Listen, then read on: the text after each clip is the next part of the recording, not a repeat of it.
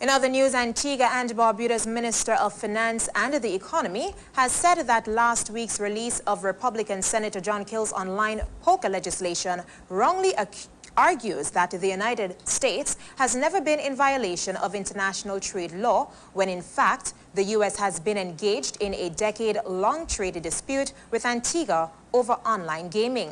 Harold Lovell made clear that for the last decade, the U.S. has unilaterally ignored repeated rulings by the WTO that found their prohibition against online gaming in violation of international trade law. The senator's legislation would provide the U.S. with the exclusive ability to offer online poker services. He said the wording of Senator Kill's legislation represents, or misrepresents that is, the facts, and added that the evidence is there for all to see that remote gaming was always an issue.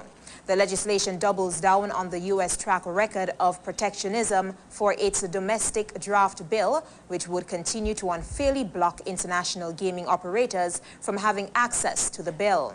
The bill would also create an artificial advantage for U.S. casinos to prohibit consumers from utilizing international gaming products, and the legislation continues to criminalize any services that are offered by non-U.S. gaming operators. The senator's bill also puts a time constraint on the U.S. Trade Representative, USTR, to resolve the dispute with Antigua.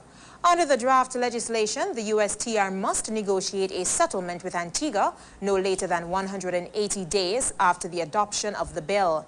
If the negotiations do not succeed, the U.S. is obligated to move to arbitration at the WTO under GATS to resolve the dispute. Minister Lovell says that because a proper comprehensive settlement will likely involve a legislative component, it would seem that a settlement prior to adoption of legislation, which then incorporates the terms of the settlement, would be the wiser and more appropriate course of action.